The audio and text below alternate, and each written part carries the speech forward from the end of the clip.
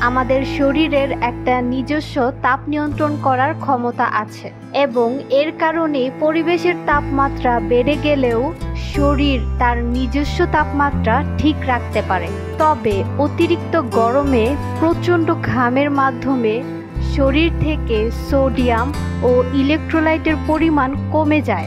শরীর তখন তার নিজস্ব তাপমাত্রা নিয়ন্ত্রণ করতে পারে না। শরীরের তাপমাত্রাও তখন বৃদ্ধি পেতে থাকে এবং এক পর্যায়ে হিট স্ট্রোকের মতো অনাকাঙ্ক্ষিত ঘটনা ঘটে যায়। এ সময় শরীরের তাপমাত্রা 104 থেকে 106 ডিগ্রি ফারেনহাইট হতে পারে। এরকম ব্যক্তিকে অবশ্যই খুব দ্রুত প্রাথমিক চিকিৎসা দিতে হবে, তা না হলে মারাত্মক দুর্ঘটনা ঘটে যেতে পারে। তো চলুন জেনে নেওয়া যাক হিট স্ট্রোকের কিছু লক্ষণ।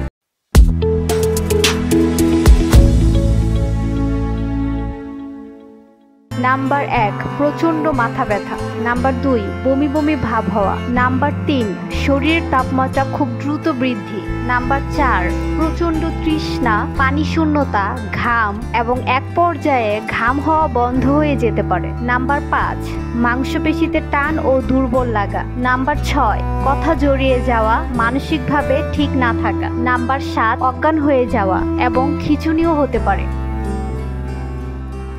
রোগীকে খুব দ্রুত ছায়াযুক্ত শীতল জায়গায় নিয়ে যেতে হবে। যতটুকু পারা যায় অপ্রয়োজনীয় পোশাক খুলে ফেলতে হবে। খুব দ্রুত সম্ভব হলে ঠান্ডা পানি দিয়ে গোসল করাতে পারেন। সেটা না করতে পারলে একটি কাপড় ভিজিয়ে খুব ভালোভাবে শরীর মুছে দিন। মাথা, ঘাড়, বগল এবং যে জায়গাগুলোতে গরম বেশি জমে থাকে ভেজা কাপড় ও বরফ দিয়ে চেপে চেপে গরম কমাতে হবে।